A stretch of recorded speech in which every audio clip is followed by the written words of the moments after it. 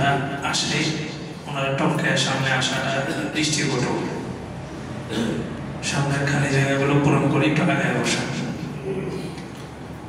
আলহামদুলিল্লাহ আলহামদুলিল্লাহি নাহমাদুহু ওয়া নাস্তাঈনুহু ওয়া নাস্তাগফিরুহু ওয়া নু'মিনু বিহি ওয়া নাতাওয়াক্কালু আলাইহি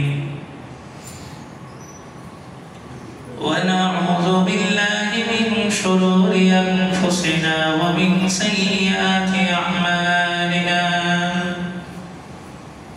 মান ইয়াহদিহিল্লাহু ফালা মুদিল্লা লাহু ওয়া মান يضلله فلا هادي له ونشهد أن لا إله إلا الله وحده لا شريك له لا ضد له ولا ند له ولا مثل له ولا مثيل له ونشهد أن سيدنا وسندنا وحبيبنا وحبيب ربنا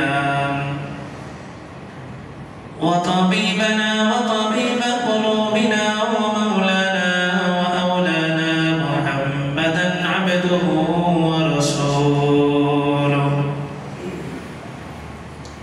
أرسله بالحق بشيرا ونذيرا وداعيا إلى الله بإذنه وسراجا منيرا. أما بعد فقد قال الله تبارك وتعالى في كلامه المجيد وفرقانه الحميد بعد أعوذ بالله من الشيطان الرجيم بسم الله الرحمن الرحيم وما كان لمؤمن ولا مؤمنة إذا قضى الله ورسوله أمرا أن يكون لهم الخيرة من أمرهم ومن يعص الله ورسوله فقد ضل ضلالا مبينا. وقال رسول الله صلى الله عليه وسلم من تشبه بقوم فهو منهم. صدق الله العلي العظيم وصدق رسوله النبي الكريم ونحن على ذلك لمن الشاهدين والشاكرين والحمد لله رب العالمين. সবাই বদর শরীফ পড়েন আল্লাহুম্মা সাল্লি আলা মুহাম্মাদিন ওয়া আলা আলি মুহাম্মাদ ইব্রাহিম ওয়া আলা আলি ইব্রাহিম ইন্নাকা হামিদুম মাজিদ. اللهم بارك على محمد وعلى آل محمد كما باركت على إبراهيم وعلى آل إبراهيم إنك حميد مجيد. سبحانك لا علم لنا إلا ما علمتنا إنك أنت العليم الحكيم. سبحانك لا فهم لنا إلا ما فهمتنا إنك أنت الجواد الكريم.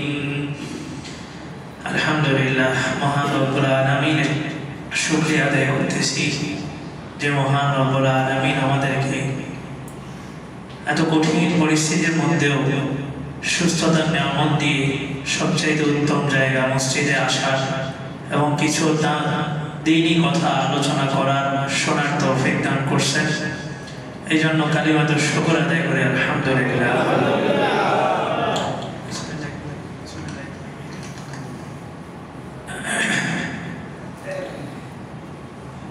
এমন একটা সময় চলতেছে যে যার কাছে যেটা আছে ওইটার উপরই শুকরিয়া আদায় করতে হবে, তাহলে অন্তত যতটুকু আছে ততটুকু ঠিক থাকবে। আর যদি আমরা চিন্তা করি যে যুগ চলতেছে, যুগের যে ট্রেন্ডগুলো আছে, টেন্ডেন্সি যেটা স্রোত আছে, আমরাও স্রোতের সাথে নিজেদেরকে আপডেট করব। তো আখিরাতের যতটুকু পুঁজি আমাদের কাছে আছে আল্লাহ তাআলা অতটুকু ছিনিয়ে নেবেন। আল্লাহ রাব্বুল আলামিন বলেন, লাইন শাকারতুম লাযীদান্নাকুম ওয়া লাইন কাফারতুম ইন্না আযাবী লাশাদীদ। নিয়ামতের শুকরিয়া আদায় করলে আল্লাহ তাআলা নিয়ামতকে বাড়ায় দেন। নিয়ামত কি আমরা এটা জানি না, যার কারণে পরের স্টেপ শুকরিয়া আদায় করা ওইটাও করি না। একজনকে আল্লাহ তাআলা কন্যা সন্তান দিয়েছেন, এটা হচ্ছে তার জন্য কি নিয়ামত, তার শুকরিয়া আদায় করা। একজনকে আল্লাহ তাআলা একটা হালাল ভাবে রিজিকের ব্যবস্থা করছেন, এটা আল্লাহর পক্ষ থেকে একটা নিয়ামত, এটা কি করা শুকরিয়া আদায়। সুদের টাকা লাগাইছেন, ওটার উপরে লাভ আসছে, এটা কি আল্লাহর পক্ষ থেকে নিয়ামত? ওটার উপরে যদি কেউ শুকরিয়া আদায় করে সাথে সাথে বেঈমান হয়ে যাবে। মদ পান করলে কেউ কাফের হয় না, কিন্তু মদ পান করার শুরুতে যদি কেউ বিসমিল্লাহ পড়ে তাহলে কি হয়ে যায়? কাফের হয়ে যায়। মদ পান করাটা হারাম। আপনি যেই না মদ পান করছেন কাফের হন নাই, গুনাহগার হয়েছেন, কবিরা গুনাহ করছেন। কিন্তু মদ পানের শুরুতে বিসমিল্লাহ পড়ছেন মানে আপনি আল্লাহ তাআলার একটা হারাম বিধানকে হালাল মনে করছেন, সাথে সাথে আপনি কাফের। তারপরে সুদের কারবারে জড়িত, সুদের কারবারের উপর আপনার লাভ আসছে লভ্যাংশ, অথবা একটা সুদের প্রতিষ্ঠানে আপনার চাকরি হয়েছে, আপনি কি করলেন? জিলেবি এনে মসজিদে সবাইকে খাওয়াই দিলেন। কেন? কোথায় চাকরি হয়েছে? সুদের প্রতিষ্ঠানে। একটা ব্যাংকে চাকরি হইল, সুদ ভিত্তিক ব্যাংকে আপনার চাকরি হয়েছে, সুস্পষ্ট সুদ। আপনি সবাইকে মিষ্টি বিতরণ করলেন, ঈমান আছে না গেছে? এতক্ষণ কিন্তু ঈমান যায়নি। ঈমান যাওয়ার কারণগুলো আপনাকে বুঝতে হবে। হালালকে হারাম মনে করা, হারামকে হালাল মনে করা, তখনই আপনার ঈমান যাবে। নামাজ পড়তেছেন না তো বেঈমান না, গুনাহগার হবেন।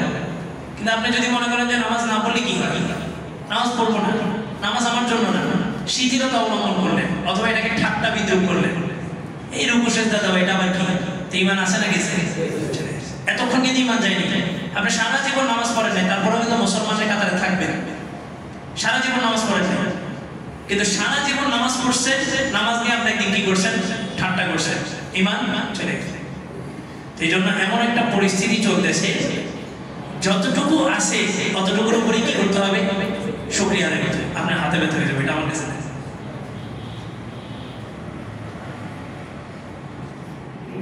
যতটুকু আছে ততটুকুর উপরে কি করতে হবে?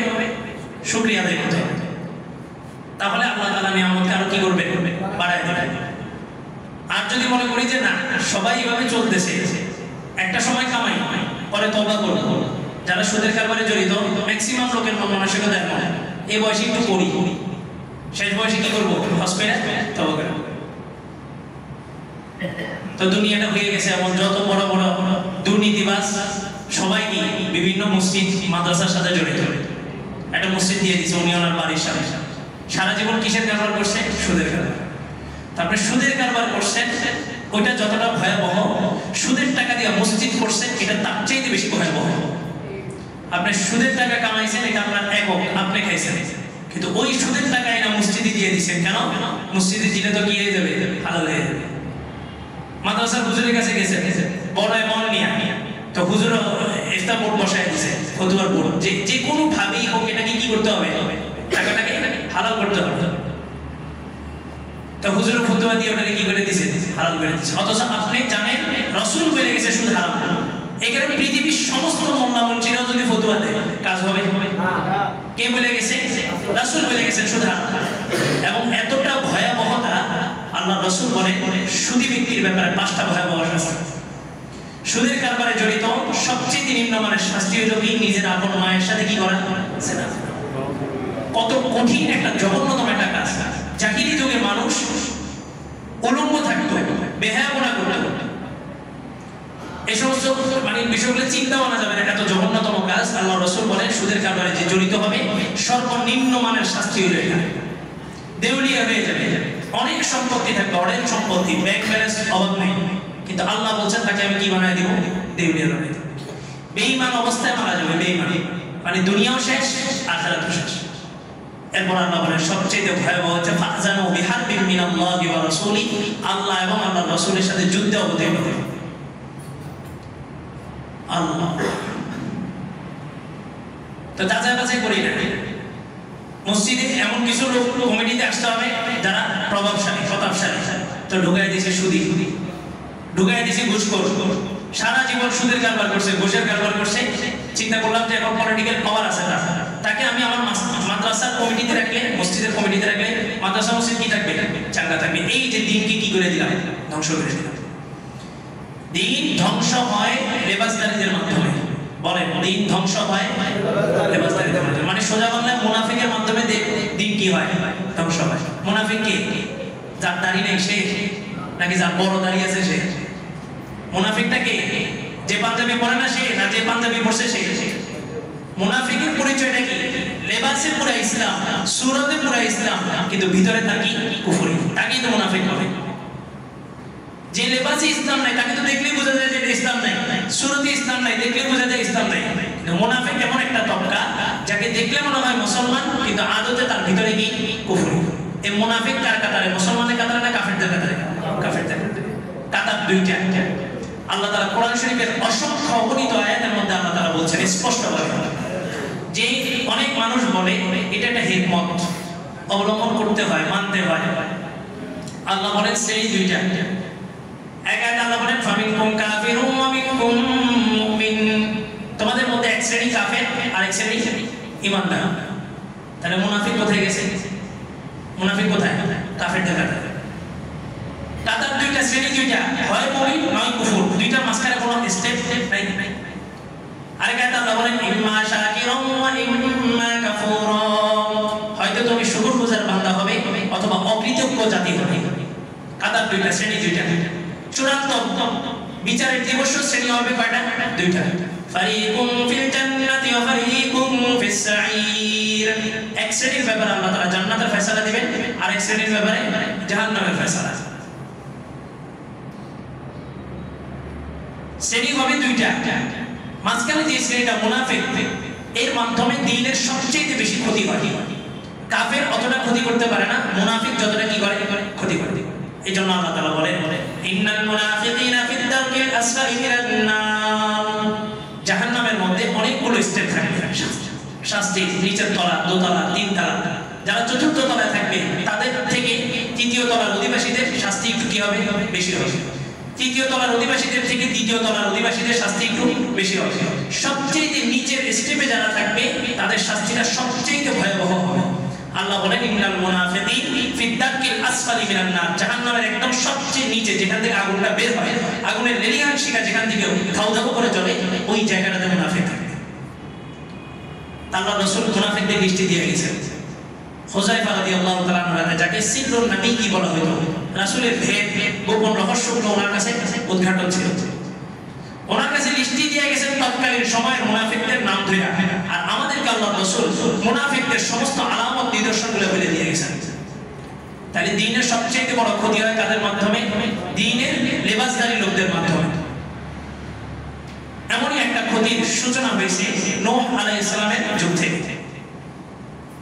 আদম আলাইহিস সালামের পরবর্তী সময় মানুষ কোনো গুনাহ ছিল না দুনিয়াতে, সবাই জান্নাত থেকে মান্না সালওয়া আসতো, মান্না সালওয়া খাইতো আর আল্লাহর ইবাদত করতো, কোনো গুনাহ ছিল না দুনিয়াতে। মান্না সালওয়া হযরত মূসা আলাইহিস সালামের যুগ পর্যন্ত ছিল। এই বনি ইসরাঈলের কারণে মান্না সালওয়া কি হয়ে গেছে? বন্ধ হয়ে গেছে। তো মান্না সালওয়া আসতো, সবাই মান্না সালওয়া গ্রহণ করতো। মান্না সালওয়া মানে জান্নাতি খাবার, গোশত, ভুনা গোশত এবং সাথে রুটির মতো মান্না সালওয়া।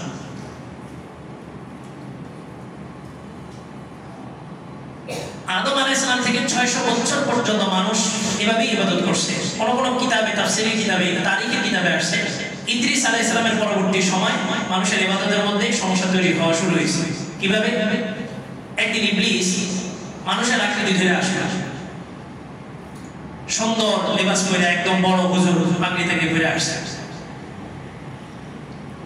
আয়েশা মানুষের সাথে নামাজ পড়ছে, নামাজ পড়ে নামাজের পরে বক্তব্য দিবে। আমাদের সমাজেও যে কোনো বড় আলেম আসলে নামাজের পরে একটু কি হয়? আলোচনা, যে হুজুর আমরা পাইছি। ইবলিস বক্তব্য দিতেছে, বলতেছে তোমাদের ভিতরে এখন নবী আছে? তো বলে যে না, এখন নবী নেই, নবী চলে গেছে, অল্প কিছুদিন হয়েছে নবী চলে গেছে। তো বলে যে নবীকে সাথে রেখে নবীর পিছনে নামাজ পড়ে যে মজা পাইছো এখন কি সেই মজা পাও? কয় যে না। আমি একটা পরামর্শ দিব, এই পরামর্শটা যদি মানো তাহলে তোমরা ইবাদতের মধ্যে কি পাবে? আবার স্বাদ অনুভব করবে। কি পরামর্শ? তখনকার মানুষ কারুকার্যে পাহাড়ি নকশা, পাথরের মধ্যে নকশা আঁকার মধ্যে খুব পারদর্শী ছিল। বিশেষ করে আদ জাতি এবং সামুদ জাতি, এরা সবাই পাহাড়ি নকশা করতে পারত। আদ জাতির উপর আল্লাহ যখন আযাব পাঠাইছিলেন তখন 7 জন আবেদের কথা তারিখের পাতার মধ্যে আসছে যে 7 জন আবেদ পাহাড়ের একটা গুহার মধ্যে আশ্রয় নিল। যেই পাহাড়ের গুহাতে এমন একটা দরজা ফিট করা ছিল, যেই দরজাটা খোলা হইলে মানুষ প্রবেশ করতে পারত। এই দরজাটা যদি একবার বন্ধ হইতো তো এক ফোঁটা বাতাস পর্যন্ত ভিতরে ঢুকতে পারত না। এমন ভাবে পাহাড়ি কারুকার্যে তারা পারদর্শী ছিল। তো 7 জন আবেদ যখন পুরো পৃথিবীটা জিবরাইল আলাইহিস সালাম আয়েশা মেসাকার করে দিলেন, তখন এই 7 জন আবেদ ওই গুহার মধ্যে যে আশ্রয় নিয়েছে।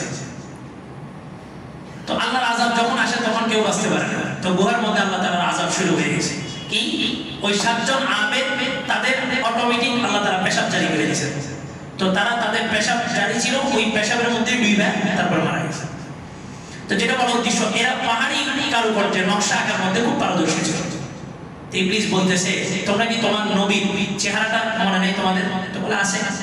আঁকতে পারবে না? পারবো। নাকটা কেমন ছিল জানো না? জানি। তো হুবাহু ইদ্রিস আলাইহিস সালামের একটা আকৃতি তারা আঁকলো। এটাকে বলে ভাস্কর্য। কি বলে? ভাস্কর্য। তো বলে যে এটা তো মসজিদে ঢোকানো যাবে না, মসজিদ তো আপনার ঘর। কি করা যাবে? বলে যে এটা মসজিদের সামনে রাখো। এটা তোমাদের নবীরই একটা আকৃতি, ভাস্কর্য, মসজিদের সামনে রাখো। এটাকে দেখে ভিতরে ঢুকবা তো দেখবা যে ইবাদতের মধ্যে একটু কি পাইতেছো? স্বাদ পেতেছো। আর ইবাদতের স্বাদ আসে কখন? যখন শয়তান থেকে দূরে থাকবে। ইবাদতের স্বাদ আসে কখন? যখন শয়তান থেকে। তো কারিকুলামটা তো শয়তান তৈরি করছে। এখন তো ইবাদতের স্বাদ আপনি এমনিই পাবেন, কারণ শয়তান এখন আপনাকে ডিস্টার্ব করবে না। কারণ সে চাইতেছে কি ওই যে নেক্সট শুরুতে মূর্তির পূজা শুরু হয়ে যাবে। তো সে মসজিদের গেটের সামনে রাখছে ওই ভাস্কর্যটা, ইদ্রিস আলাইহিস সালামের ভাস্কর্য। তো মানুষ ওটা দেখে দেখে ভিতরে ঢুকে এক প্রজন্ম গেছে। আর আমাদের প্রজন্মের মধ্যে একটা গ্যাপ থাকে। গ্যাপ থাকে কি? গ্যাপটা হলো 14-15 বছর না হলে মসজিদে আনি না, 16-17 বছর না হলে আমরা মসজিদে আনি না। কেন? ছোট বাচ্চা মসজিদে কি করবে? আর মসজিদের মুরব্বীরাও মাশাআল্লাহ কোন জায়গায় কোন একটা বাচ্চা আওয়াজ করলে একটু দুষ্টামি করে ওটারে তো পারে না, মানে নামাজের পরে যায় পিঠে থেকে বাচ্চা আওয়াজ করছে একজন, কয়জন? একজন। নামাজের পরে মুসল্লিরা চিল্লাইছে 20 জন, টাকটা হট্টগোল বেশি হইল 20 জন। আর এই 20 জন এমন যে 20 জন ওই বয়সে কাপড় বাঁচিল না। ওই বাচ্চা যে বয়সে কাপড় পরে মসজিদে আসছে, যে 20 জন মুরব্বী চিল্লাইছে ওই 20 জন ওই বয়সে কি বাঁচিল না, পরনে কাপড়ও ছিল। এই যে প্রজন্মের একটা গ্যাপ। আমরা কি করি? মসজিদে এসে কি করতেছে বাচ্চারা বলতে পারে না। ওই যে দেখছেন না সুদর্শন পুরুষ অ্যাডলফ খান, বাপের জানাজায় গেছে, জানাজা কেমনে করতে ওইটাও জানে না। এই যে প্রজন্মের একটা কি গ্যাপ, দূরত্ব। বাস বছরে একবার কোনখানে বাবা মারা গেছে, আজকে এত তারিখে বাবা মারা গেছে, চলো সবাই মসজিদে যায়, ওই একদিন তারা মসজিদে আসে, আর কোনো খোঁজ খবর নেই। তো প্রজন্মের একটা গ্যাপের কারণে এই যে মূর্তি পূজাটা শুরু হয়েছে। এক প্রজন্ম গেছে যারা ইদ্রিস আলাইহিস সালামের ভাস্কর্যটা মসজিদের সামনে রাখছে, দেখা মসজিদে ঢুকতো, আর শয়তান তাদেরকে ধোঁকা দিত না, যার কারণে ইবাদতে কি পেতো? মজা পাইত। তারা বলে আসলেই তো বড় আল্লামা হুজুর তো খুব সুন্দর পরামর্শ দিয়েছে, এখন ইবাদতে খুব মজা পাই, নামাজ পড়তে খুব ভালো লাগে। নেক্সট জেনারেশন যেটা আসছে, পরবর্তী প্রজন্ম, তাদের কাছে শয়তান অনেক দিয়ে আসরে পরে আসলো, এসব বয়ান করলো, দেখো তোমাদের বাপ দাদারা এই মূর্তিটাকে বাইরে রেখে ভিতরে এসে নামাজ পড়তো, কি মজা পাইতো। তোমরা যদি ওই মূর্তিটাকে ভিতরে না রেখে যদি নামাজের সামনে রাখো তো তোমরা মজা দ্বিগুণ বেশি পেয়ে যাবে। তো বলে যে পরামর্শ খারাপ না, দেখি টমাই না দেখি, তো দেখে যে আসলেই তো ওই মূর্তিটা সামনে রাখলে এবার তাদের আরো মজা বেশি। এটা হচ্ছে দ্বিতীয় জেনারেশন। তারা মূর্তিটাকে পূজা করে নাই, ইবাদত করতো কার? আল্লাহ, কিন্তু মূর্তিটা কি করতো? সামনে রাখতো। থার্ড জেনারেশন যেটা, এটা জেনারেশন গ্যাপ হওয়ার কারণে এই জেনারেশন আইসা সরাসরি ওই মূর্তিগুলোকে কি করা শুরু করছে? সিজদা দেওয়া শুরু করছে। তো তাদেরকে যখন জিজ্ঞাসা করা হলো তোমরা এই মূর্তিগুলোকে কেন সিজদা করতেছো, আল্লাহ তাআলা কোরআন শরীফে উঠায় ধরছেন ইব্রাহিম আলাইহিস সালামের যুগের ঘটনা। ক্বালু ওয়াজাদনা আবাআনা লাহা আবিদিন, কাজে এগুলার ইবাদত করি, আমাদের বাপ দাদাদেরকে দেখছি এগুলার সামনে কি করে? এজন্য এই যে জেনারেশনের দূরত্বের কারণে মূর্তি পূজাটা শুরু হয়ে গেল।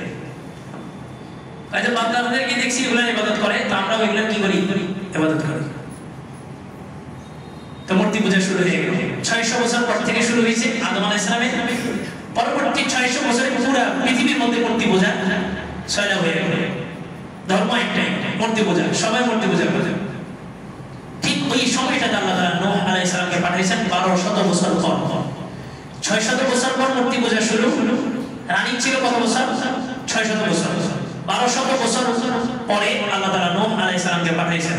উনি একাই 950 বছর দাওয়াত দিয়েছেন, 950 বছর দাওয়াত দেওয়ার পরে কিতাবে আসছে দুইটা রিওয়ায়াত। একটা রিওয়ায়াত হচ্ছে 40 জন, আরেকটা রিওয়ায়াত হচ্ছে 80 থেকে 82 জন। তবে অনেক মুফাসসিরিন এখানে বলছেন 40 জনের বক্তব্যটাই সঠিক। অর্থাৎ নূহ আলাইহিস সালামের 950 বছর দাওয়াতে কয়জন ইসলাম ধর্ম গ্রহণ করছে? মাত্র 40 জন। আল্লাহ তাআলা বললেন, নূহ তুমি তো গায়েব জানো না, আমি গায়েব জানি। এই 40 জনের বাহিরে আর কেউ ঈমান আনবে না। তো যখন নূহ আলাইহিস সালামকে আল্লাহ তাআলা বলে দিলেন যে এর বাহিরে আর কেউ ঈমান আনবে না, তখন নূহ আলাইহিস সালাম আল্লাহর কাছে ফরিয়াদ করলেন। قال نوح رب إنهم عصوني واتبعوا من لم يزده ماله وولده إلا خسارا। যে হে আল্লাহ, এরা নিশ্চয়ই আমার কি করছে? নাফরমানি করছে। এবং আমি যতই তাদেরকে দাওয়াত দিলাম ততই তারা ধ্বংসের দিকে আগে বাড়লো, আমার দাওয়াত গ্রহণ করলো না। তারা কি বলতে শুরু করলো? وقالوا لا تذرن آلهتكم ولا تذرن ودا ولا سواعا ولا يغوث ويعوق ونسرا وقد أضلوا كثيرا ولا تزد الظالمين إلا ضلالا। পাঁচটা মূর্তি ছিল, পাঁচজন বড় বড় আবেদ ছিল, ভালো ব্যক্তি, পাঁচজন ভালো ব্যক্তি ছিল। এই পাঁচজনের নাম, একজনের নাম হচ্ছে ওয়াদ্দা, দ্বিতীয় জনের নাম হচ্ছে সুয়া, 3 নাম্বার ইয়াগুস, 4 নাম্বার ইয়াউক, 5 নাম্বার নাসরা। এই পাঁচজন বড় বড় আবেদ ছিল। ওই পাঁচজনের আবেদের নামেই ভাস্কর্য তৈরি করা হয়েছে। যে পাঁচজন বড় বড় আবেদ ছিল, ওই পাঁচজনের নামে কি তৈরি করা হলো? ভাস্কর্য তৈরি করা হলো।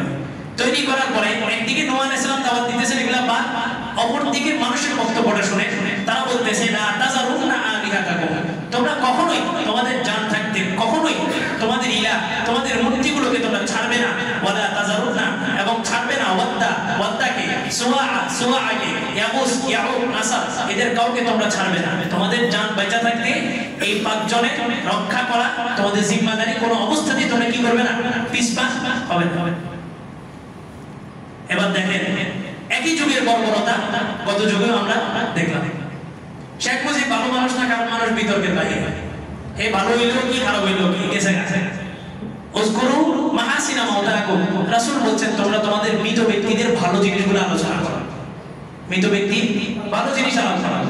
এই খারাপ ছিল না ভালো ছিল, এটা আমার বিষয় না, ডাজন্ট ম্যাটার।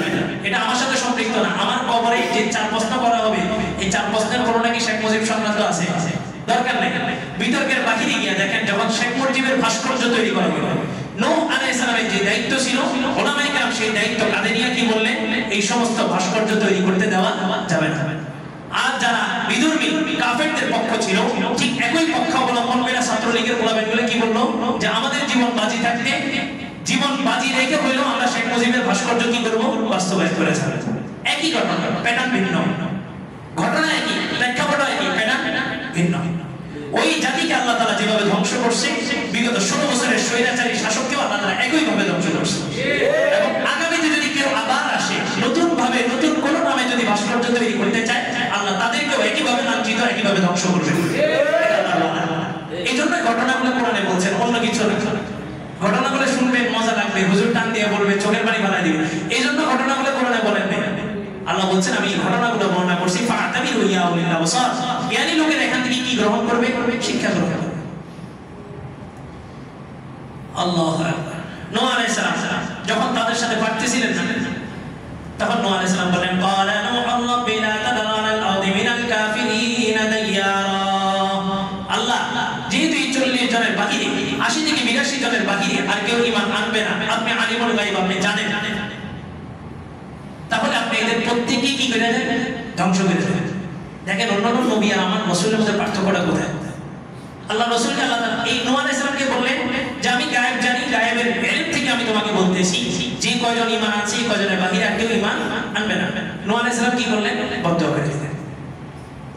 সেম ঘটনা আল্লাহ রাসূলের যুগে রাসূলকে আল্লাহ তাআলা আয়াত নাযিল করলেন সূরা ইয়াসিন এবং সূরা বাকারা দুটো জায়গায় আয়াত আসছে ওয়াসাওয়াউন আলাইহিম আনজারতাহুম আম লাম তুনজিরহুম লা ইউমিনুন। আপনি তাদেরকে ভয় দেখান বা না দেখান তারা কি আনবে না? ঈমান আনবে না। আল্লাহ আরো স্পষ্ট করে বললেন ফাতাবাল্লাহু আলা কুলুবিহিম ওয়া আলা সামঈহিম ওয়া আলা আবসারিহিম গিশাওয়া। আমি তাদের কানে নাকে চোখে পট্টি মেরে দিয়েছি, শেষ সিল মেরে দিয়েছি, বদির মেরে দিয়েছি, অন্ধ মেরে দিয়েছি। তারা হক দেখবে তারপরে হক বুঝবে না, ঈমান আনবে না। এত শক্ত বাণী আল্লাহ তাআলা উচ্চারণ করেছেন। তারপরে রাসূল কি বলছেন? আল্লাহুম্মা ইন্নী আশকু বাসি কুওয়াতা দুফি। আল্লাহ আমি আমার দুর্বলতা শিকায়ত করতেছি। আচ্ছা ঠিক আছে আপনার কথা মানলাম, তারা ঈমান আনবে না। আল্লাহ এমনও তো হইতে পারে তাদের পরবর্তী প্রজন্ম আমার উপরে কি আনবে? ঈমান আনবে। এই যে পার্থক্যটা বুঝেন রাসূল আর পূর্বের নবীদের মধ্যে। নূহ আলাইহিস সালাম বদদুয়া করলেন, শুধু বদদুয়া করেন নাই, বদদুয়ার ভিতরে একটা হুমকির মতো সিল বসায় দিয়েছেন। আল্লাহর সাথে সম্পর্ক ছিল এমন। সিলটা কি? ইন্নাকা ইনতাযারহুম ইউদিল্লু ইবাদাক ওয়া লা ইয়ালিদু ইল্লা ফাজিরান কাফারা। আল্লাহ আপনি হয়তো তাদেরকে ছেড়ে দিতে পারেন, তবে ছেড়ে দিলে মনে রেখে যে 40টা আমি মানুষ করছি এই 40টা কি হয়ে যাবে? গোমরাহ হয়ে যাবে। এবং তাদের প্রজন্ম থেকে যে সমস্ত নসলগুলো আসবে, সন্তানগুলো আসবে, কেউ মুসলমান হবে না, সব কাফের হয়ে আসবে, আপনি তাদেরকে ধ্বংস করে দেবেন। আল্লাহ বললেন ঠিক আছে দোয়া কবুল, নৌকা বানাও। তো নৌকা বানানি হলো, সবগুলো পানি থেকে এক জোড়া করে উঠানো হয়েছে। নূহ আলাইহিস সালামের 40 জন অথবা 80 থেকে 82 জন মুমিনও সাথে উঠছে। আগের জমায় বলছি, এরপর আল্লাহ তাআলা পুরো জাতিটাকে আল্লাহ তাআলা কি করছেন? ধ্বংস করে দিয়েছেন। মাঝখানে একটা কথা মনে হলো, নৌকা যখন বানাইতেছে নৌকায় সবগুলা পশু উঠতেছে। একটা তাফসীরি কিতাবে আসছে এগুলা এই ঐতিহাসিক বর্ণনাগুলোকে সত্য মিথ্যার মানদণ্ডে জাস্টিফাই করা যায় না। কোরআনের একটা আয়াত, হাদিসের একটা আয়াত, এটা জাস্টিফাই করা যায়, এটা কি সহিহ না যায়েজ, এটা জাস্টিফাই করার সিস্টেম আছে। কিন্তু ঐতিহাসিক বর্ণনা অমুক যুগে এটা হয়েছে, ওইটা আপনি সত্য মিথ্যার মানদণ্ডে জাস্টিফাই করতে পারবেন না। নূহ আলাইহিস সালামের এই নৌকার মধ্যে উনি চাইলেন যে আল্লাহ যেহেতু পৃথিবী ধ্বংস করবেন ওয়াদা করছেন, তা আল্লাহ তাআলা শয়তানকে ধ্বংস করে দিবেন। তাহলে শয়তান যেন আমার নৌকায় কি করতে না পারে। আরেকটা কথা, এই যে নূহ আলাইহিস সালাম বানাইছেন, আমি এখন বইলা ফেললাম নৌকা না, ওটা ছিল জাহাজ। এটা কি ছিল? জাহাজ, ওটা নৌকা ছিল না। ওয়াসনাউল ফুলক, ফুলক শব্দের অর্থ হচ্ছে জাহাজ, নৌকা না। গত 16 বছর কত নৌকা আবার নূহ আলাইহিস সালামের নৌকা হয়ে গেছিল না? ফুলক মানে কি? জাহাজ, এটা নৌকা না। জাহাজ আর নৌকার মধ্যে ব্যবধান আছে। নৌকায় এতগুলো মানুষ কেমনে উঠবে? নৌকায় বেশি মানুষ উঠছে দিকে তো নৌকা গিয়ে গেছে, ডুবে গেছে। এটা ছিল জাহাজ। 80 থেকে 82 জন মানুষ উঠছে এবং তামাম গোটা পৃথিবীর সমস্ত প্রাণীর এক জোড়া করে পানি ওখানে উঠানো হয়েছে। শয়তান ঢুকতে গেছে, নূহ আলাইহিস সালাম গেটে দাঁড়ানো। উনি তো নবী, শয়তানকে দেখেন। শয়তান একবার গাধার পিছন দিয়ে ঢুকতে চাইছে, তারপর বিভিন্ন পশুর পিছন দিয়ে আশ্রয় নিয়ে, লেজের মধ্যে আশ্রয় নিয়ে ঢুকতে চাইছে, কিন্তু নূহ আলাইহিস সালাম সব জায়গায় ধরে ফেলছে। শেষ যখন গেট লক করবে, ইবলিস কয়ে আত্মপ্রকাশ ঘটায় দিয়ে আয়েশা ঢুকতে নিছে, নূহ আলাইহিস সালাম ঘাট চাপ দিয়ে ধরছে। তো বলে যে তোরা সারাসারি বোতল বন্দি করবে। এখন তো হুজুররা জিন কি করে? বোতল বন্দি করে। জায়েজ আছে? জায়েজ আছে নাকি? আপনারা বানাইছে কেন? ইবাদতের জন্য। জিনকে বানাইছে কেন? ইবাদতের জন্য। আপনারা যদি একটা ড্রাম ভর্তি করে রাখা হয় কি করবেন? ওমা খালাকতুল জিন্না ওয়াল ইনসা ইল্লা লিয়াবুদুন। মানব এবং দানব, মানুষ এবং জিন জাতিকে আল্লাহ তাআলা কেন সৃষ্টি করেছেন? লিয়াবুদুন আই লিয়ারিফুন, আল্লাহ তাআলাকে চিনবে, জানবে, ইবাদত করবে। তা আপনি ব্যবসা জমজমা, তো উনি এই থাম্বনেল মানে হেডলাইন একটা থাম্বনেল দিয়েছে যেখানে জিন বোতলে ঢোকানো হয়, জিন বোতলে ঢোকানো হয়। জিন বোতলে ঢোকানোর লেগে আমরা বানাইছি। দুজন আমরা সমান, জিন জাতি এবং মানব জাতি দুটো জাতি কি সমান, কাউকে কারো উপরে কর্তৃত্ব দেওয়া হয় আল্লাহ। তো শয়তানকে ধরছে, শক্ত করে ধরছে একদম ঘাড়ের মধ্যে, তো ছুটতে পারতেছে না।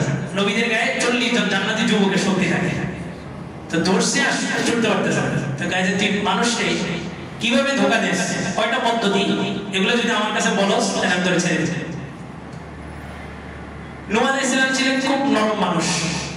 তো নরম মানুষ গরম হইলে কিন্তু শক্ত গরম হয়। রাগী মানুষ রাগ হইলে 10 মিনিট পরে ঠান্ডা হয়ে যায়, কিন্তু নরম একবার গরম হইলে ওটা ঠান্ডা হইতে সময় লাগে। তো ধরছে ভালো করে, বলে যে আমার এই পদ্ধতিগুলো বলবি, তার উত্তরে ছাড়বে। ইবলিস বলে যে আমি মানুষকে 5টা পদ্ধতিতে ধোঁকা দিই।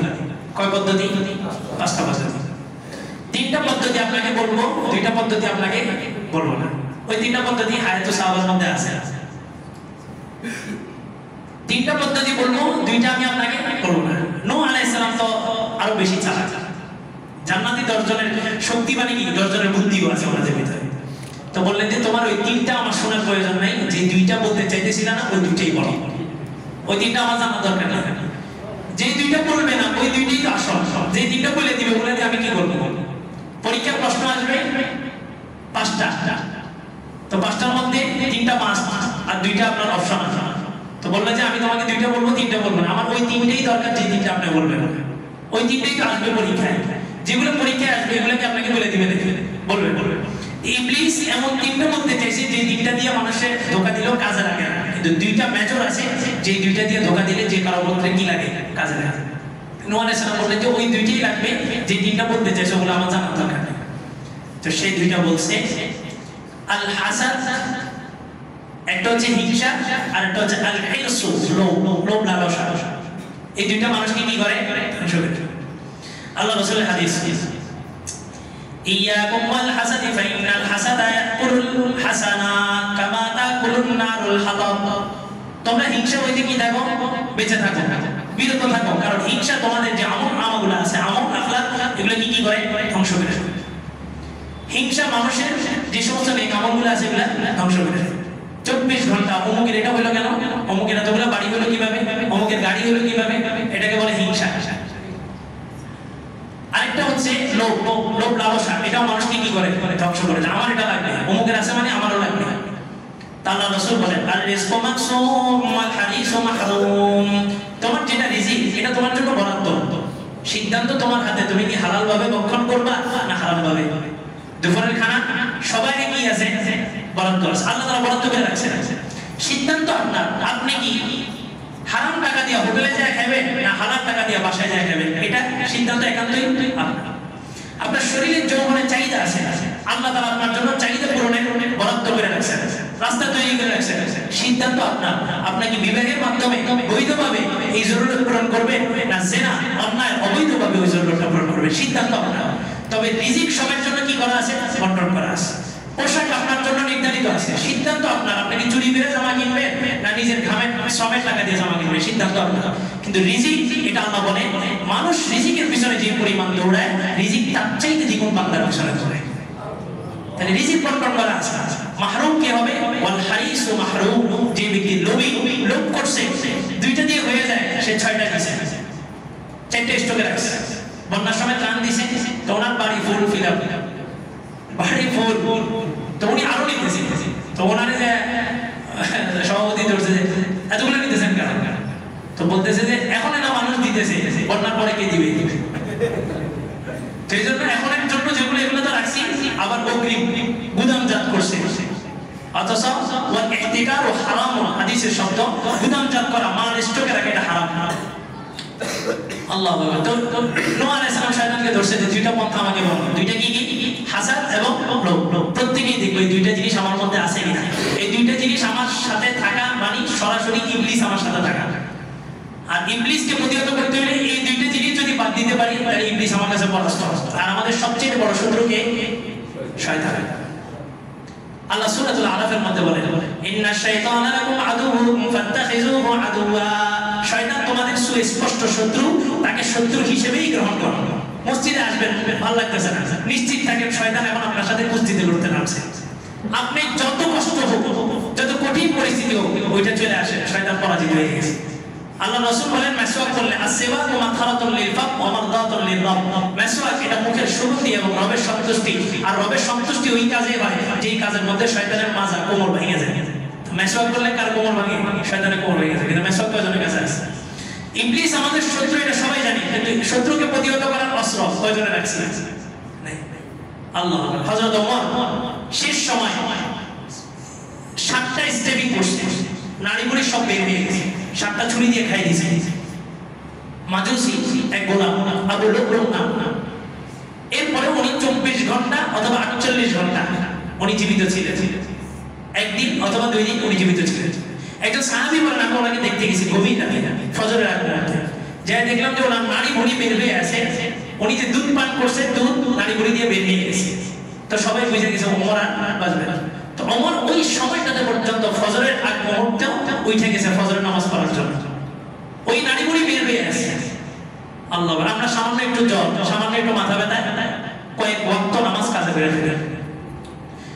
আল্লাহ, মূল আলোচনা ছিল যে আমাদের মূর্তি পূজাটা কোথা থেকে আসছে। মূর্তি পূজার নামে আসছে না ইবাদতের নামে আসছে? মূর্তি পূজাটা ইবাদতের নামেই আসছে। এবং মূর্তি পূজাটা সর্বপ্রথম কি কাফের মুশরিক শুরু করছে না মুসলমানরা শুরু করছে? মুসলমানরাই শুরু করছে। এই কনসেপ্টটা বুঝতে হবে। তো এখন ওই যুগের বর্ণনা তো দিলাম, নামাজিরা মসজিদের মধ্যে যায় কি করে? মূর্তি পূজা করতে। ইদ্রিস আলাইহিস সালামের ছবিটা শেষ সেজদাতে হয়েছে কোথায়? মসজিদের ভিতরে। জীবন কথা একটু ভালো করে খেয়াল করে, সেজদা দিছে কোথায়? মসজিদের ভিতরে। তাহলে মুসলমান পূজা করছে কোথায়? মসজিদের ভিতরে। তৎকালীন সময় মুসলমান পূজা করছে কোথায়? মসজিদের ভিতরে। আর এখন মুসলমান পূজা করে মন্দিরে যায়। মুসলমান পূজা করে মন্দিরে যায়। কি বল, আমাদের ধর্ম উপদেষ্টা যে পূজা উদ্বোধন করে আসছে না? আমাদের ধর্ম উপদেষ্টা কোন ধর্মের? কোন ধর্ম? ইসলাম ধর্ম। আল্লাহ বলছেন ঈমান এবং কুফরের মাঝখানে কোনো রাস্তা নেই, হয় মুমিন না হয় কাফের, হয় মুমিন না হয় কাফের। পরিস্থিতি মক্কার পরিস্থিতির চাইতেও কি বেশি খারাপ হয়ে গেছে? মক্কার এত কঠিন পরিস্থিতি ছিল, রাসূলের সিজদায় গেছে মাথার উপরে উটের ভুঁড়ি এনে চাপায় দিয়েছে। ফাতেমা রাদিয়াল্লাহু তাআলা আয়েশা সরাইছে। মক্কার এত কঠিন পরিস্থিতি ছিল যে আবু তালেব নিজের ভাতিজাকে বাঁচানোর জন্য নিজের ছেলের জায়গায় রাতে শোয়াইছেন, সবাই ঘুমায় যাওয়ার পরে সিট পরিবর্তন করে দিয়েছে। শিয়াবে আবি তালেবের মধ্যে 3 বছর, তারিখ ইবনে হিশাম আসছে 2 বছর, 2 বছর হলো 365 দিন করে 2 বছর, 3 বছর হলে 365 দিন করে 3 বছর। 3 বছর পর্যন্ত শিয়াবে আবি তালেব পাহাড়ের একটা ঘাটির মধ্যে আল্লাহ রাসূলের পক্ষ অবলম্বন যারা করছে সবাইকে অবরুদ্ধ করা হয়েছে। কোনো বেচা কিনা তাদের পর্যন্ত যাইতে দেওয়া হয়নি। কোনো সামান তারা কিনতে পারতো না। সামান কিনতে গেলে এক একটা সামানের চওড়া দাম নির্ধারণ করা হতো। রাসূল বলে খোদার যন্ত্রণা এই পরিমাণ প্রখরতা ধারণ করছে, তীব্রতা ধারণ করছে যে আমরা না পারতে অতিষ্ঠ অসহ্য হয়ে গাছের পাতা চাবাইছি। মানুষ কোন সময় যায় গাছের পাতা চাবায়, কোন সময় যায় জমিনের ঘাস চাবায়। এখনকার সিচুয়েশন কি এতটাই খারাপ হয়ে গেছে ধর্ম উপদেষ্টা পূজার মন্দিরে যায় পূজা উদ্বোধন করতে হবে? সিচুয়েশন কি এতই খারাপ হয়ে গেল? এই একটা সিস্টেমের মধ্যে আমরা ঢুকছি। আমাদের 1200 বছরের খেলাফতের এক সাম্রাজ্য, মুসলিমদের এক সাম্রাজ্যকে আমরা ছেড়ে দিয়ে 100 বছরের এক গণতন্ত্রকে মূল মন্ত্র মনে করতেছি। ইসলাম প্রতিষ্ঠা করার জন্য এখন 100 বছরের এক গণতন্ত্র, যেটা পৃথিবীর কোথাও শান্তি প্রতিষ্ঠা করতে পারে নাই, ওই নষ্ট বস্তা পচা একটা জিনিসকে আমরা খেলাফত প্রতিষ্ঠার মাধ্যম মনে করতেছি। মুফতি মনসুর সাহেব মোহাম্মদপুরে বড় একটা মুফতি মনসুর সাহেবের এই মরি আয়েশা বলতেছে হুজুর আপনার কাছে একটা হাদিস শুনছি, আপনার কাছে একটা হাদিস শুনছি। এই হাদিস মান গশানা ফালাইসা মিন্না, যে ব্যক্তি ধোঁকা দেয় সে আমার উম্মতের মধ্যে নয়। কয় যে আপনার এই বক্তব্য শুই না, আমি তো ব্যবসায়ী, আমি ব্যবসার মধ্যে যে 2 নম্বরই জিনিস মিশাইতাম এটা বাদ দিয়ে দিয়েছি। হুজুর বলে যে কি 2 নম্বরই মিশাইতাম? আচ্ছা আমার হলুদের ব্যবসা। তো হলুদের ব্যবসার মধ্যে একটা নিয়ম হলো, হলুদের ব্যবসার মধ্যে মসুরির তেল দিতে হয়। তারা হলুদ ব্যবসা করেন এনারা জানবে না। হলুদের মধ্যে কি দিতে হয়? মসুরির তেল। মসুরির তেলের পিষে দিলে পাউডারটা দিলে এটা চকচক করে, মানে কালারটা খুব ভালো ফিল হয়। তো বলে যে হুজুর আপনার বক্তব্যটা শোনার পর থেকে আমি নিয়ম করছি এই 2 নম্বরই এই ধোঁকাবাজির কাজটা করবো না। তা আমি একদম পিওর হলুদ, এখন আর এখানে মসুরির ডালের ওই গুঁড়াটা মিক্স করি না, পিওর হলুদটা বাজারে নিয়ে গেছি। মানুষ ওই 2 নম্বরটারে কয় যে আসল, আর আমার আসলটারে কি করে বাদশা এক মন্ত্রী ছিল। মন্ত্রী বললো যে বাদশা অমুক তারিখে বৃষ্টি হবে, তবে আমার গবেষণায় আমার রাশি দেখে না, রাশি কিছু সূত্র আছে, এটা ইদ্রিস আলাইহিস সালামের যুগ থেকে আবিষ্কার হয়েছে, এটা ইতিহাস আছে, একসময় আলোচনা করবে। এই সমস্ত এই জ্যামিতি এই গ্রহ নক্ষত্রের যে সূত্রগুলো বর্ণনা করা হয় এগুলো কিছু বাস্তবতা আছে। আপনি সমুদ্রে যাবেন, গেলে দেখবেন যখন অমাবস্যার রাতে, অমাবস্যা চলাকালীন কি ধরা যায় না, মাছ ধরা যায় না, এগুলো কিছু বাস্তবতা আছে। তো মন্ত্রী বলতেছে যে বাদশা আমার সূত্রে বলতেছে এই পানিটার মধ্যে এই পরিমাণ অ্যাসিড থাকবে, এই বৃষ্টির পানিটা কেউ যদি পান করে সাথে সাথে সে পাগল হয়ে যাবে। তো বাদশা কয় যে এই জনগণকে ঠিক রাখতে হইলে এগুলো সবগুলো পাগল বানাইতে হবে। কিভাবে পাগল বানানো যায়? যে এক কাজ করো, ঘোষণা দাও, এবারে বৃষ্টির পানি যে পান করবে তার রোগের সমস্ত শরীরের সমস্ত রোগগুলো কি হয়ে যাবে। তো ঘোষণা দিয়ে দিয়েছে, ফরমান জারি হয়ে গেছে। তো বৃষ্টির পানি সবাই জমায় সবাই কি করছে, পান করছে। পান করে সবাই কি হয়ে গেছে, পাগল হয়ে গেছে। কে পান করে নাই? ওই যে বাদশা আর বাদশার যে মন্ত্রী, এই দুইজন ছাড়া সবাই পান করছে। সবাই পান করে সবাই পাগল হয়ে গেছে। এখন স্রোতের বিপরীতে এই দুইজন ভালো মানুষ সবাই খেতেছে, এই দুইটা কি পাগল। আমাদের সমাজ ব্যবস্থাটা এমন হয়ে গেছে যে আমরা 1200 বছরে একটা ঐতিহ্য, মুসলিম সাম্রাজ্য এত বিশাল এত বিস্তীর্ণ ছিল যে মুসলিম সাম্রাজ্যের সূর্য উঠত, আবার মুসলিম সাম্রাজ্যের সূর্য অস্তই যেত। এত সুন্দর খেলাফত ব্যবস্থা, ওইটাকে অনুসরণ না করে 100 বছর গণতন্ত্র, সর্বোচ্চ কত খেলাফত ধ্বংস হয়েছে 1824। 1824 হইলে 24 হইলে তাহলে এখন 1924, এখন হচ্ছে 2025, 101 বছর চলতেছে খেলাফত ধ্বংস হয়েছে, খেলাফত আব্বাসিয়া। এই 101 বছর গণতন্ত্র পৃথিবীর কোন একটা জায়গায় শান্তি প্রতিষ্ঠা করতে পারছে? এই জন্য এক ইংরেজি রাইটার আমেরিকা, উনি বলছিলেন ইসলাম ধর্ম গ্রহণ করা পরে ইসলাম ইজ দ্য বেস্ট প্রোডাক্ট। ইসলাম এটা খুব ভালো উন্নত মানের একটা বস্তু, কিন্তু উই আর নট সেইলার, আমরা এটা প্রেজেন্টেশন ভালো না, আমরা এটা প্রেজেন্টেশন করতে পারি না। যে ইসলাম কি করবে, চুরি করলে হাত কাটবে না, এটা কোথাও নেই। চুরি করলে হাত কাটবে এটা কোথাও নাই, কথাটা বুঝেন। হ্যাঁ, কোরআনে আছে, কোরআনে আছে, যেটা ওটার ব্যাখ্যা বুঝতে হবে সাহাবায়ে কেরাম কি বলছেন। 1 টাকা চুরি করছে, আপনি তার হাত কাটলেন, তাহলে কি তার হাতের দাম 1 টাকা? তার হাতের দাম 1 টাকা? মিনিমাম 10 দিরহাম। কত দিরহাম? 10 দিরহাম চুরি করলে ইমাম আযম আবু হানিফা বলছে হাত কাটবে। তবে ফতোয়া এখানে আরেকটু চিকন, কি বলে যে সর্বপ্রথম এই বিধান বাস্তবায়ন করা হবে রাষ্ট্রীয় ব্যক্তিবর্গদের উপরে, তারপরে জনগণের উপরে। সর্বপ্রথম বাস্তবায়ন করা হবে কাদের উপরে? মন্ত্রী মিনিস্টার, যেগুলো লক্ষ লক্ষ কোটি কোটি টাকা দেশের টাকা বাহিরে পাচার করছে, ওগুলোর আগে হাত কাটা হবে, তারপরে যে আপনার জনসাধারণ হাত কাটা হবে। এটা হচ্ছে ইসলাম। এখন জনসাধারণকে বোঝায় যে ইসলাম ক্ষমতায় আসলে কি করবে, হাত কেটে দেবে।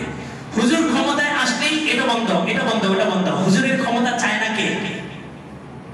হুজুরের ক্ষমতা, ইমাম ক্ষমতায় আসুক, ইমাম সমাজ পরিচালনা করুন, কে চায়?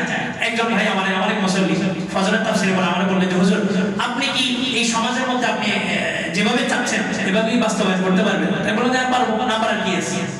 আল্লাহ রাসূল মদিনা ছোট্ট একটা জায়গা থেকে ইসলাম বাস্তবায়ন শুরু করছে, পুরো পৃথিবীতে রোল মডেল তার হয়ে গেছে। আমি এটা করতে পারবো না কেন? লাকাদ কানা লাকুম ফি রাসূলিল্লাহি উসওয়াতুন হাসানাহ। কেউ যদি যোগ্য নেতা হইতে চায় তার জন্য অনুসৃত ব্যক্তিকে মুহাম্মদ সাল্লাল্লাহু আলাইহি ওয়াসাল্লাম। কেউ যদি যোগ্য ইমাম, যোগ্য খতিব হতে চায় তার জন্য অনুসৃত ব্যক্তিকে মুহাম্মদ সাল্লাল্লাহু আলাইহি ওয়াসাল্লাম। কেউ যদি যোগ্য স্বামী, যোগ্য ওস্তাদ, যোগ্য নেতা, মানুষের পপুলারিটি সেলিব্রিটি হতে চায় তার জন্য যোগ্য অনুসারীকে আমার রাসূল। তো রাসূল যদি প্রতিষ্ঠা করতে পারে আমি পারবো না কেন? কিন্তু সমস্যাটা কোথায় দাঁড়ায়? সমস্যাটা দাঁড়ায় ইসলামের নাম দিয়ে কিছু দল দাঁড়ায় গেল। আমরা কি করবো? ইসলাম করবো, ইসলাম কায়েম করবো। কিসের মাধ্যমে ইসলাম কায়েম করবে? ওই গণতন্ত্র যেটাকে আবিষ্কার করাই হয়েছে ইসলামকে ধ্বংস করার জন্য, ওইটার মাধ্যমে। যেটাকে আবিষ্কার করা হয়েছে কি ইসলামকে ধ্বংস করার। আপনি কি বলেন? ধর্ম উপদেষ্টাকে চাইয়ে ওই জায়গায় না যাইতে পারতেন না? উনি কোন ধর্মের উপদেষ্টা? কোন ধর্মের? ইসলাম ধর্মের। আরো বাদ দেন না। আল্লাহ রাসূল বলছেন মান তাশাব্বাহা বিকওমিন ফাহুয়া মিনহুম। যেই কওমের সাদৃশ্য গ্রহণ করে সে ওই কওমের অন্তর্ভুক্ত। পূজা কাদের? মুসলমানদের না হিন্দুদের? বলেন, জোরে বলেন না কাদের? এটা স্বীকৃতি দিতে হবে। লা ইলাহা ইল্লাল্লাহ মানে কি? আগে কি ইল্লাল্লাহ না লা ইলাহা? আগে কি লা ইলাহা? লা ইলাহা মানে কি? কেউ নাই, কেউ নাই, কোনো স্রষ্টা নাই, কোনো ক্ষমতাধর নাই, কোনো পালনেওয়ালা নাই, কোনো রব নাই, কোনো ক্ষমতার অধিকারী নেই, কেউ নাই, নাই, নাই, নাই, সব খালি করছে। এরপরে কি বসাবে? ইল্লাল্লাহ। এরপরে বসাতে হবে ইল্লাল্লাহ। তাই আপনি খাঁটি মুমিন। আল্লাহ তো বলতে পারতেন যে আমি আল্লাহ। আল্লাহ এটা বলছেন? বলেন নাই। আল্লাহ বলছেন আগে অস্বীকার করো। অমাইয়াকুর বিত্তাগুত ওয়া ইউমিন বিল্লাহ। আগে তাগুতকে অস্বীকার করো, তারপরে ঈমান আনো। ফাকাদ ইসতামসাকা বিল উরওয়াতিল মুসকা। তারপরে তুমি শক্ত রুজ্জকে আঁকড়ে ধরছো, শক্ত রশিকে তুমি আঁকড়ে ধরছো। প্রথম কি ঈমান আনা না কাফেরকে অস্বীকার করা? এটা বুঝেন ভালো করে। প্রথম ঈমান আনা না তাগুতকে অস্বীকার করা? আগে তাগুতকে অস্বীকার করতে হবে, আগে তাকে বর্জন করতে হবে, পালাইতে হবে, তারপরে দিল খালি করার পর আপনি বলতে হবে যে ইল্লাল্লাহ। এখন একমাত্র কি আছে? তো পূজা কাদের? পূজা কাদের? মাদ্রাসা কাদের? মাদ্রাসা কাদের? তো পূজার বন্ধে আগে মাদ্রাসা পুরো বন্ধ। আরে পূজার ছুটির সাথে আগে মাদ্রাসা বন্ধ। এখন তো কোনো দল ক্ষমতায় নেই, এখন সবাই সমান অধিকার, গণতন্ত্র এই যে সমস্যাটা হয়েছে এই জায়গায়, আপনি ইসলামের নাম দিয়ে ইসলাম প্রতিষ্ঠা করতে গেছেন কোনটা দিয়ে? ওই যে মেশিনটা আবিষ্কার করা হয়েছে ইসলাম ধ্বংস করার জন্য, ওই মেশিনের ভিতরে ঢুকছেন আপনি ইসলাম প্রতিষ্ঠা করার জন্য। ভালোভাবে বুঝেন, আগামীর যে পরিস্থিতি আসতেছে, ইসলামী সবগুলো দল একত্রিত হোক, তারা শুধু এক কথা বলবে, ওয়েলফেয়ার, এই ফেয়ার, ওই ফেয়ার, এগুলো সব বাদ, শুধু এক কথার উপরে আসবে যে ইসলাম হুকুমতে যাওয়ার পরে কোরআন তার সংবিধান হবে, কোরআন অনুযায়ী রাষ্ট্র পরিচালিত হবে, আর কোনো সংবিধান চলবে না। বাস, এই জনগণ গোছানোর দায়িত্ব আমাদের। লড়াইটা আপনি ইমান আর কুফরের মধ্যে আনেন, আপনার লড়াইটা নিয়ে আসছেন গণতন্ত্রের মধ্যে। গণতন্ত্র কি কুফরি না ইসলাম? গণতন্ত্র কি? আল্লাহ বলতেছেন দল দুইটা, একটা কাফের একটা মুসলমান, তাহলে মাঝখানের এই গণতন্ত্র, এটা আবার কি? মাঝখানে কোনো দল আছে নাকি? আচ্ছা আরো সহজভাবে বুঝেন, ইসলামী সবগুলা দল একত্রিত হইল, নির্বাচনও হইল, ক্ষমতা এসে গেল, সংসদে 300টা আসন পাস হয়ে গেছে। কোরআন কি কায়েম হয়ে গেছে না কায়েম করতে হবে? কোরআনের একটা একটা করে বিধান কায়েম করতে হবে না? এবার আসে চুরির একটা বিধান, চুরির একটা যিনি স্পিকার বললো যে আগে চুরি করলে 2 বছরের জেল ছিল, এখন চুরি করলে আমরা হাত কাটবো। আপনারা সবাই কি মত? 300 জন এমপির কাছে কি করলো? প্রস্তাব রাখলো স্পিকার। কি প্রস্তাব? যে আগে চুরি করলে 2 বছর জেল, এখন আমরা নতুন ভাবে কোরআনের আইন বাস্তবায়ন করতে চাচ্ছি, আমরা চাচ্ছি একটা একটা করে কি করব? বিধান পরিবর্তন করব। তো প্রথম বিধান, চুরি করলে কি কাটা হবে? হাত কাটা হবে। কি বলেন আপনারা সবাই কি একমত? তো মন্ত্রীরা সবাই বলল আমরা সবাই কি একমত। শরীয়তের মাসালা হইল তৎক্ষণাৎ ওই স্পিকার সহ 300 জন মন্ত্রী সবাই কাফের হয়ে গেছে। এটা শরীয়তের মাসালা। কেন? এবার আসেন, ইমামে আজম আবু হানিফা রাহমাতুল্লাহ আলাইহি বলেন যে কোন কাদিয়ানি না, যে কোনো ব্যক্তি পৃথিবীর যে কোনো প্রান্ত থেকে নবুয়তের দাবি করলো যে আমি নবী, কোন আলেম অথবা কোন মুসলমান যায় তাকে যদি জিজ্ঞেস করে যে ভাই তুমি যে নবী, কোন প্রমাণ আছে? ইমামে আজম আবু হানিফার ফতোয়া হলো সাথে সাথে সেও কাফের হয়ে গেছে। নবীর পরে নবী নেই, কোন দলিলের প্রয়োজন আছে নাকি? কোন দলিলের প্রয়োজন নাই। আল্লাহ তাআলা স্পষ্ট কোরআনের মধ্যে একটা আয়াত বলেছেন, মা কানা লিলমুমিনিন ওয়ালা মুমিনা, কোন মুমিন পুরুষ হোক মুমিনা নারী হোক, তার জন্য ইদা কাদাল্লাহু ওয়া রাসূলুহু আমরান, রাসূল এবং আল্লাহ যে বিষয়টা চূড়ান্ত সিদ্ধান্ত দিয়ে গেছেন, মা কানা লাহুমুল খিয়ারাতু মিন আমরিহিম, ওই বিষয়টার মধ্যে তাদের কোনো ইখতিয়ার থাকবে না। চুরি করলে হাত কাটবে কে বিধান দিয়েছেন? কে বিধান দিয়েছেন? তো স্পিকার যে বললেন আপনারা সবাই একমত আছেন কিনা? বিধান তো আল্লাহ চূড়ান্ত করেই গেছেন, তাহলে স্পিকার এসে একটা একটা করে বাস্তবায়ন করতেছেন, ঈমান আছে না গেছে? তার চেয়ে ভালো সমস্ত ইসলামী দলগুলো এক হোক, তারা বলবে এবারে লড়াই হবে কুফর এবং ইসলামের, তাহলে ইসলামের বিজয় নিশ্চিত। আর নাহলে ইসলাম এভাবে গণতান্ত্রিক কুফরের মেশিনের মাধ্যমে ক্ষমতায় যাবে কত বছরের জন্য? 5 বছর। কত বছর? 5 বছর। 5 বছরে যে কয়টা বিধান বাস্তবায়ন করবে? এই রাষ্ট্রে কি শুধু কি মুসলমান নাকি? আবার পিআর পদ্ধতি যদি হয়, যে কোনো ইস্যু কি এমনি বাস্তবায়ন হয়ে যাবে? এমনি বাস্তবায়ন করে ফেলতে পারবে? এত সহজ না। পরিস্থিতি তো ঘোরানো হইতেছে, আশপাশের পরিস্থিতিগুলো দেখেন, আফগান দেখেন, সিরিয়া দেখেন, যেভাবে মুসলমানরা যাচ্ছে, তারা ইসলামী হুকুমত কোন পদ্ধতিতে প্রতিষ্ঠা করছে। আফগানেও তো একটা রেগুলেশন হয়েছে, আফগানে খেলাফত কিভাবে দাঁড় করাইছে, ভোট হয়েছে, নির্বাচন হয়েছে, আমাদের দেশের রেগুলেশন হয়েছে। আমরা রেগুলেশনের পরে আশাবাদী ছিলাম, ওই যে ড্রামগুলো আছে, ড্রামগুলোর উপরে কারা দাঁড়াইছে? কারা দাঁড়াইছে? সব হুজুর। ড্রামগুলোর উপরে ওই সময় দাঁড়ায় বক্তব্য দিছে কারা? সব হুজুরাই তো দাঁড়ায় দিছে। ওই সময় যদি হুজুররা একটা ঘোষণা দিত যে এখন থেকে দেশ ইসলামের উপরে পরিচালিত হবে, ওই দিনই ইসলাম কায়েম হয়ে যেত। কিন্তু হুজুররা চিন্তা করছে না, ইসলামকে প্রতিষ্ঠিত করতে হলে কোন পদ্ধতি যেতে হবে? এই খেলাফতের পদ্ধতি। ইমাম মালিক রাহমাতুল্লাহ আলাইহির একটা জগৎ বিখ্যাত উক্তি আছে, উনি বলেন লা ইয়াসলুহা আখিরু হাযিহিল উম্মাহ ইল্লা বিমা সালাহা বিহি আউয়ালুহা, পরবর্তী প্রজন্ম কখনোই সফলতা অর্জন করতে পারবে না যতক্ষণ পর্যন্ত পূর্বসূরীদের পথকে অনুসরণ না করবে। কখনোই অনুসরণ করতে পারবে না। আজকে দিকে ধুকে সব জায়গায় মুসলমান নামাজ পড়ে, একই আসমানের নিচে, তারাও তো মুসলমান, আমরাও তো মুসলমান। একই আসমানের নিচে কিছু মুসলমান ভাই তাদের যৌবনের সমস্ত খায়সাতকে বিসর্জন দিয়া, সমস্ত যৌবনের চাহিদাকে বিলীন করে আকসা বিজয়ের জন্য রাতকে রাত জায়গায় আকসাকে পাহারা দিতেছে। আবার একই আসমানের নিচে, একই জমি, একই মুহূর্তের অন্য প্রান্তে রাতকে রাত জায়গায় যুবকরা পর্দার সামনে খেলা দেখতেছে। এটাই তো মুসলমান পরিচয়। তারাও তো মুসলমান, আমরাও তো মুসলমান। তারা রাত জায়গায় আকসা পাহারা দিতেছে, আর আমরা রাত জায়গায় খেলায় দেখার মধ্যে মত্ত আছি। আমরা কোন মুসলমান? তারা কোন মুসলমান, আমরা কোন মুসলমান? এই যুব সমাজ এখনো পর্যন্ত এই সমস্ত জিনিসের মতো মত হয়ে আছে। বারবার বলছি, 50-60 বছর বাঁচার স্বপ্ন আপনি দেখতেছেন, আদৌ 50-60 বছর পৃথিবী বাঁচবে কি? এটা সম্ভব? পৃথিবী লাস্টিং করবে না। ইমাম মাহদী আলাইহিস সালামের আগমনের একদম পূর্বাভাস হাদিসে এইভাবে বিবরণ দেওয়া হয়েছে, শেষ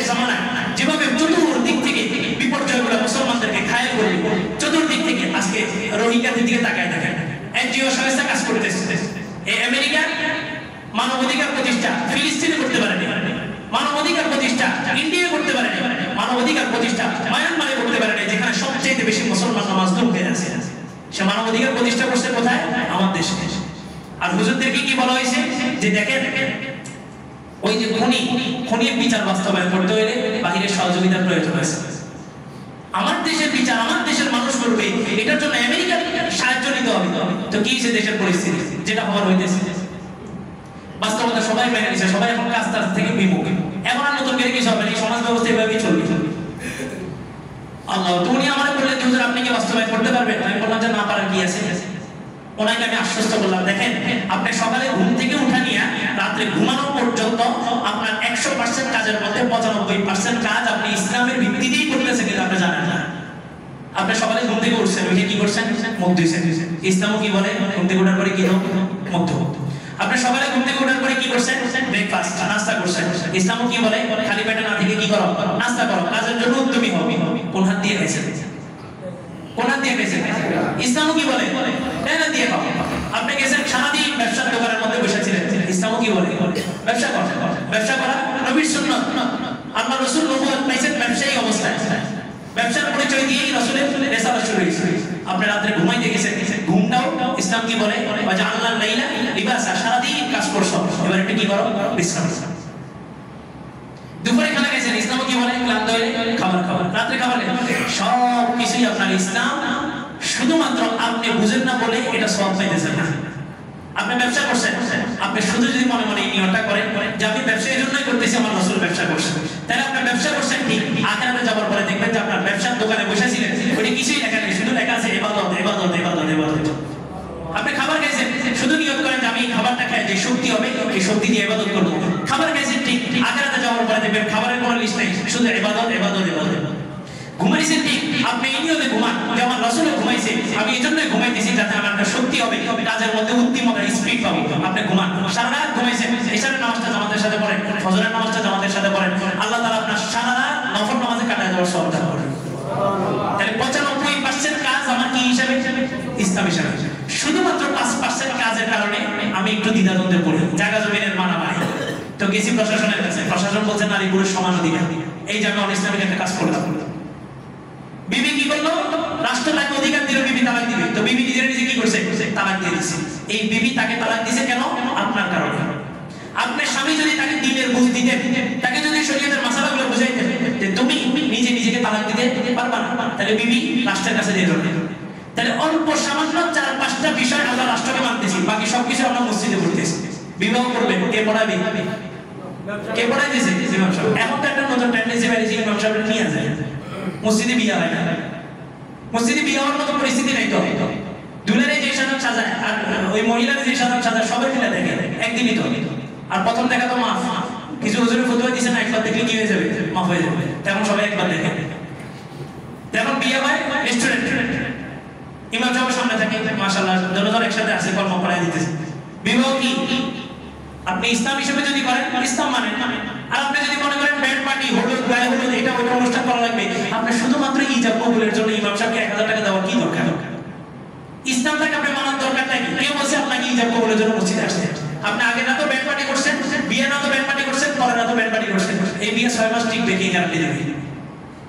তো বিয়ে হয়ে গেছে বাইরে, তালাক হয়েছে, মাসালা কোথা থেকে দেবে?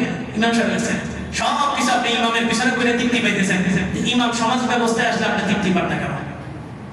ইমামের পিছনে রুকু দিতেছেন, ইমাম হুজুর আছে না? আপনি কি জানেন? আপনি অন্ধবিশ্বাসের সাথে ইমামকে অনুসরণ করতেছেন। আর রাষ্ট্র পরিচালনা যেটা আপনার চোখের সামনে হবে, সমাজ পরিচালনা আপনার চোখের সামনে হবে, কত টাকা কোনখান থেকে আসতেছে, কোন খাতে খরচ হইতেছে, ইমাম সব স্পষ্ট করে দিব। আপনি এখানে এসে ইমামের উপরে বিশ্বাস রাখতে পারেন না কেন? মূলত ইমামের উপরে বিশ্বাস রাখতে পারেন না চোর। চোরে চিন্তা করে ইমাম যদি ক্ষমতায় আসে আমার হাত কি করবে? শেষ করে দেবে। ইমামের উপরে ভরসা রাখতে পারে না টাকা, চাঁদাবাজ, লুটতরাজ, এরা ইমামের উপরে ভরসা রাখতে পারে না। কারণ ইমাম যদি ক্ষমতায় আসে, ইমাম যদি স্ট্যান্ডিং চেয়ারে বসে, ইমাম যদি সমাজ ব্যবস্থায় হাত দেয়, তো আমরা লুটতরাজি করতে পারবো না, চাঁদাবাজি করতে পারবো না, আমার চাঁদাবাজি করতে হবে। ইমামের পিছনে আপনি নামাজ পড়তে পারেন, 5 ওয়াক্ত নামাজ। আপনার বিবাহ এটাও ইমামের বাহিরে যে আপনি করতে পারেন না। সন্তান হলে নাম রাখাই তো ইমামরে নিয়ে যান, আজান দিতে ইমামরে নিয়ে যান, মরণে পরে জানা যাবে ইমাম। তো সমাজ ব্যবস্থায় ইমাম থাকবে না কেন? সমাজ ব্যবস্থায় ইমাম থাকবে না কেন? তো যে ইমাম সমাজ ব্যবস্থা বাদ দিয়ে শুধুমাত্র নামাজ পড়ে ওরকম একটা ইমাম খুঁজেন। বাকি রাসূল বসাইছেন এটা পরিস্থিতি, একটা ফিল্ড গ্রাউন্ড তৈরি করার জন্য। রাসূল 10 বছর মক্কায় চেষ্টা করছেন, হয়নি, মদিনায় চলে গেছেন। এরপর মদিনা থেকে একটা কাফেলা তৈরি করছেন, ওই টিম নিয়ে মক্কায় আসেন। মক্কার মধ্যে আল্লাহ তাআলা ইসলামকে বিজয় করে দিয়েছেন। ওই ইসলাম এখন শুধুমাত্র মক্কা মদিনা না, পুরো পৃথিবীতে ছড়িয়ে গেছে। আল্লাহ তাআলা বলেন আনা ইনদা যন্নি আবদি বি, আমি বান্দার ধারণা অনুযায়ী বান্দার সাথে লেনদেন করি। আপনিও আশা করেন এই সমাজের প্রত্যেকটা মানুষ যদি নিয়ত করে যে আমি ঠিক, তো সমাজ ঠিক। প্রতিটা মানুষ যদি ঠিক হয়ে যায় যে আমি ঠিক, আমি আজকে থেকে মিথ্যা বলবো না, ধোঁকা দিব না, আজকে থেকে অন্যায় কাজে জড়াবো না, তো সমাজ ব্যবস্থা একদিনে পরিবর্তন হয়ে যাবে। আর অসম্ভবের কিছু নাই, এই একটা সমাজ ব্যবস্থা পুরো পৃথিবীর জন্য রোল মডেল হতে পারে। অসম্ভবের কিছু নাই। আপনি গুগল মানচিত্র দেখলে দেখবেন আগামী যে গজওয়াতুল হিন্দের মাধ্যমে পুরো পৃথিবীতে একটা খেলাফা ব্যবস্থা প্রতিষ্ঠা হবে। এই গজওয়াতুল হিন্দের মূল পয়েন্ট হচ্ছে আপনার ফেনী। আপনি হিসাব নিকাশ পয়সা দেখেন, মূল জায়গাটা আপনার ফেনী, এটাকে লেগ চিকেন বলে। অর্থাৎ ফেনীটাকে বাদ দিলে অটোমেটিক আমেরিকার যে জিনিসটা চাইতেছে ওটা বাস্তবায়ন হয়ে যাবে। চট্টগ্রাম বন্ধ, এই চট্টগ্রাম, রাখাই, উখাই, এই সমস্ত রাজ্যগুলো তাদের দখলে চলে যাবে। এমনি তারা প্রত্যেক বছর চাইতেছে কি বাংলাদেশ থেকে আলাদা হয়ে যাওয়ার জন্য। এনজিওরা কাজ করতেছে, এখন আমেরিকা সরাসরি কাজ করার জন্য এখানে আসছে। এই ইসলামী দলগুলো যদি গণতন্ত্রের মেশিনের ভিতরে না ঢুকে যদি স্বতন্ত্র প্ল্যাটফর্ম তৈরি করতে হবে, আরে আপনাকে ভোট দিবে কি? আমার এই মুসল্লি বুঝাইতে হবে। এই মুসল্লি না, আপনি যদি স্বতন্ত্রভাবে দাঁড় করান, ঈমান এবং কুফরের ভিতরে একটা লড়াই হবে। মুসল্লি তৈরি করে দেবো আমরা যে তোমরা এবার ইসলামের পক্ষে আসো, ঈমানের পক্ষে আসো, কুফরের পক্ষে যাবে। কিন্তু আপনি এমন একটা পক্ষ অবলম্বন করছেন যেটার মধ্যে ইসলামও যা, কুফরও তা, ইসলামও যা, কুফরও তা। এই ফেনীটা, এই ইসলামী দলগুলো যদি সবাই একত্রিত স্বতন্ত্র সক্রিয়তা বজায় রাখতে পারতো, তাহলে আজকে এই মানবাধিকারের নামে যারা আমার ফিলিস্তিনের মুসলমানদের ভাইয়ের বুকগুলা বুলেট দিয়ে ঝাঁঝরা করতেছে, এই সমস্ত নরপিচারগুলো আমার দেশে এসে আশ্রয় নিতে পারতো। কিন্তু আমরা ওই একটা তন্ত্রের ভিতরে ঢুকে গেছি। আমেরিকার বিরুদ্ধে কথা বললে তো আমার নমিনেশন বাতিল, নমিনেশন শেষ। ওই নারীর সাথে আমি যদি মিটিং না করি তাহলে তো আমার নমিনেশন শেষ। অথচ নারীর সাথে আপনার পর্দা, নারীর সাথে হাত না মিলালে তো আপনার কি হয়ে যাবে? নমিনেশন বাতিল হয়ে যাবে। আল্লাহ ইসলামটাকে রশিদিয়া হযরতের এক প্রোগ্রামে উনি বলছিলেন লা ইয়াকুমু দ্বীনু বিহাদামিহি। এটা আরবি শব্দ, আলেম ওলামারা বুঝবেন। বাংলা হইল দ্বীনকে ধ্বংস করার মাধ্যমে দ্বীনকে জিন্দা করা যায় না। আপনি গেছেন সিনেমা হলে দাওয়াত দিতে, ভালো কাজ না? কিন্তু গেছেন কোথায়? সিনেমা হলে। আপনার চরিত্র আছে। রাসূল 40 বছর পরে নবুয়তের কাজ করছে, কিন্তু 40 বছর আগ পর্যন্ত রাসূলের চরিত্র কি ছিল? ফুলের মতো পবিত্র ছিল। আপনি দাওয়াত দিতে গেছেন সিনেমা হলে, তো সবাই বলল রে খতিব সব কই ঢুকছে? সিনেমা হলে ঢুকছে। এটা কি ইসলাম জিন্দা হলো না ধ্বংস হলো? এই একটা বিষয় শুধু বুঝতেই হবে। যত দ্রুত আমরা আলাদা নিজেদের স্বতন্ত্র প্ল্যাটফর্ম করতে পারবো, তত ইসলামের জন্য লাভ হবে। আর না হয় এই সমস্ত পদ্ধতিতে যতই আগে ততই ইসলামে কি হবে?